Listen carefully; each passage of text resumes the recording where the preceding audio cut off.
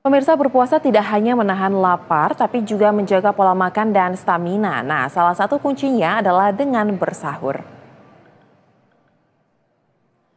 Memilih menu sahur yang sehat bukan hanya soal mengenyangkan perut pemirsa, tetapi juga memastikan tubuh mendapatkan asupan nutrisi yang cukup.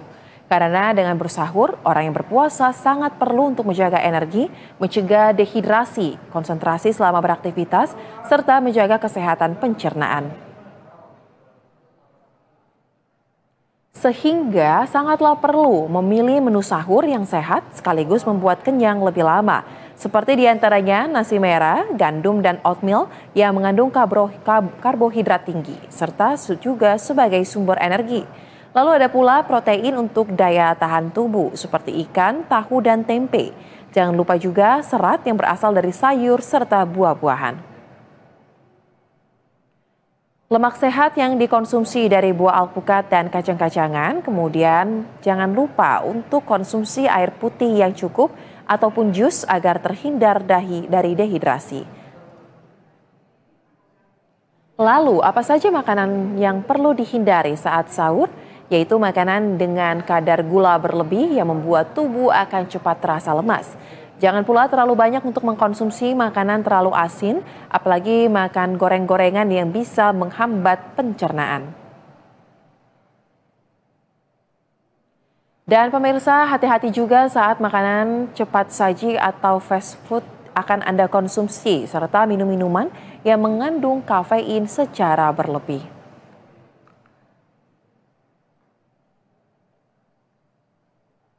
Selama sebulan penuh umat muslim menjalani ibadah puasa, namun apakah warga sudah mengkonsumsi makanan sehat selama sahur dan berbuka puasa? Kita simak jawaban mereka berikut ini. Konsumsi yang nggak sehat sih, kayak gorengan, lontong kayak gitu. Tapi kalau yang sehat tuh ya, yang sehat ya mungkin dengan kurma air putih dulu kayak cukup deh, kayak gitu. Pertama, selain kurma, kurangin santan ya, gulanya juga kurangin, gorengannya juga kurangin semua dong kalau kayak gitu. Terus kalau biasanya favoritnya buka puasa apa kalau buat keluarga? Kalau kita sih di rumah always ya, kalau buka puasa setiap tahun es semangka yang kuahnya tuh dari susu cair, bukan dari santan atau susu kental manis, bukan. Kalau saya sih biasanya keluarga saya setiap mau buka nomor satu pasti kurma. Sunahnya karena itu kan kurma ya. Terus nanti untuk appetizernya itu saya selalu bikin puding. Karena puding kan enak di perut. Nah, nanti juga. Dan pemirsa, untuk membahas seperti apa sebenarnya konsumsi makanan yang sehat dan tepat selama berpuasa agar pencernaan juga tidak terganggu, kita sudah terhubung secara virtual dengan Profesor Dr. Ari Faryalsyam, dokter spesialis penyakit dalam, gastroenterologi, hepatologi. Selamat siang, Prof. Ari. Ya, selamat siang, Mbak. Baik, Prof, tadi kita sudah menyimak berita pengantar terkait dengan apa saja saran menu yang baik untuk dikonsumsi selama berpuasa dan juga berbuka, dan warga juga mengatakan sebenarnya mereka sudah tahu mana menu yang baik, tapi sepertinya lebih senang nih makan makanan yang mengandung manis-manis, gulanya lebih tinggi. Apa sebenarnya dampak ketika kita tidak memiliki menu yang sehat saat kita berpuasa sepanjang hari hingga berbuka nanti? Seperti apa dampaknya di tubuh kita, Dok? Ya, pertama tentu yang mesti diketahui juga oleh masyarakat ya, khususnya umat muslim yang melaksanakan ibadah puasa ini, kita kan punya target agar kita bisa menyelesaikan puasa ini full selama 30 hari atau 29 hari nanti tentunya ya, artinya kita mesti selesai. Oleh karena itu, ini kan perjalanan masih panjang, apalagi ini baru hari kedua ya. Maksudnya bagaimana? Bahwa kita memang harus benar-benar bisa menjaga agar kita bisa terus bertahan sampai dengan 30 hari terus berpuasa, kecuali mungkin yang yang muslimah ya, Pak, yang ibu-ibu atau perempuan kan tentu akan ada menstruasi. Kalau masih mendapat menstruasi tentu akan tidak berpuasa pada saat menstruasi. Nah, oleh karena itu tadi kembali lagi bahwa memang menu makanan saat sahur dan berbuka itu merupakan kunci keberhasilan kita untuk kita bisa menyelesaikan puasa itu selama 1 hari penuh.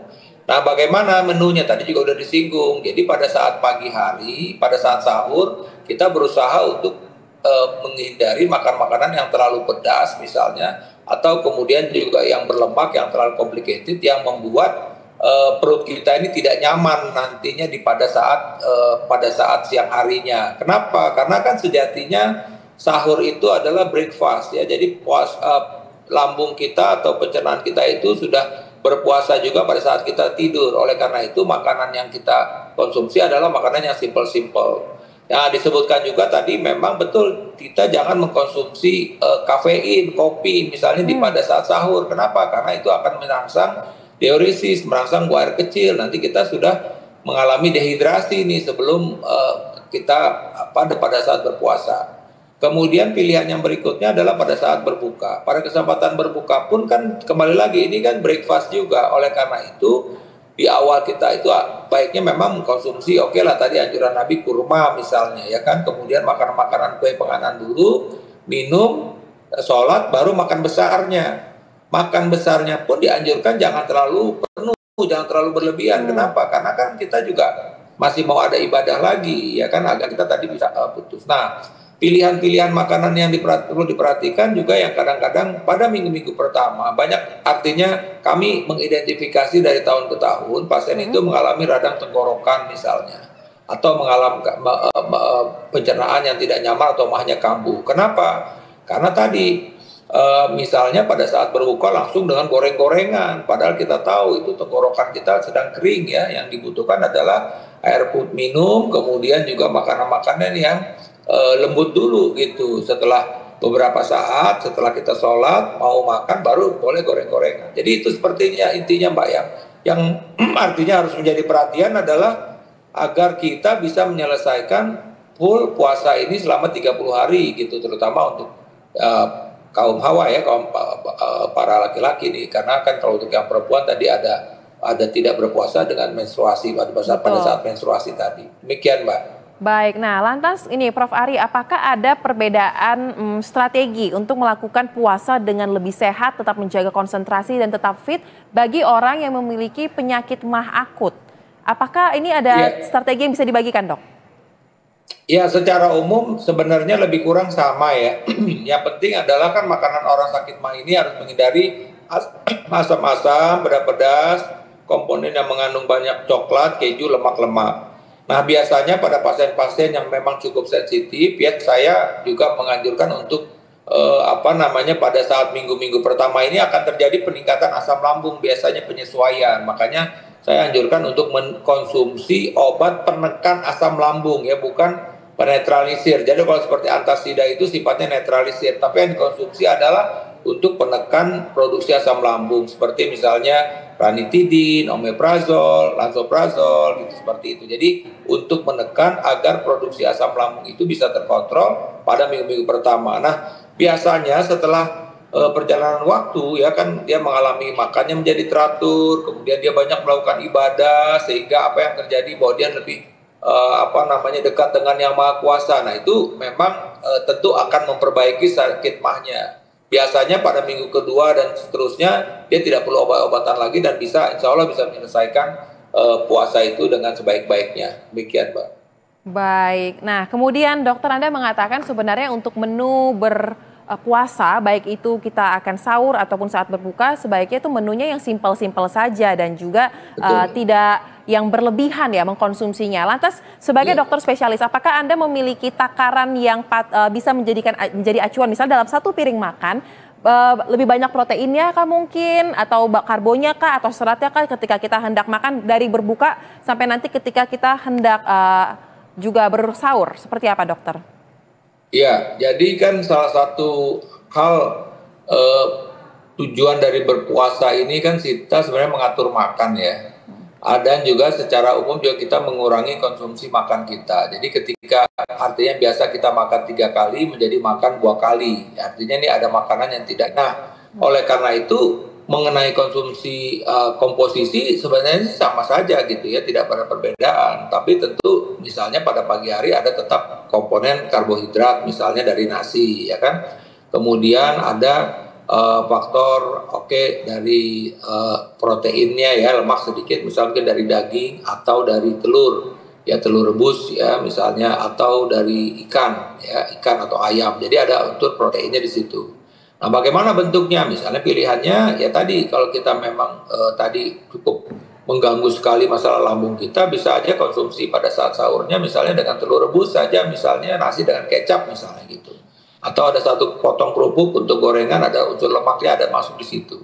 Usahakan ada buah yang dikonsumsi juga, misalnya jeruk manis satu, atau misalnya pepaya atau melon misalnya. Jadi ini ada komponen dari karbohidratnya, ada komponen dari lemaknya, ada komponen dari proteinnya, dan juga ada komponen dari seratnya tadi. Ya, ini mesti perhatikan. Kemudian juga jumlah minum yang dikonsumsi itu juga harus menjadi perhatian. Total minum kita usahakan tetap bisa 8 sampai 10 gelas sehari, tergantung dari aktivitas kita. Kan masih sebagian dari masyarakat kita ada yang harus karena pekerjaan harus berpanas-panas, misalnya, itu kita mesti ngitung juga minumnya. Tapi yang penting adalah mengatur minum tadi ya, tidak pada satu waktu langsung diselesaikan sebanyak itu, karena itu juga akan menginjus buang air kecil, akhirnya juga malah keluar gitu di buang air kecil.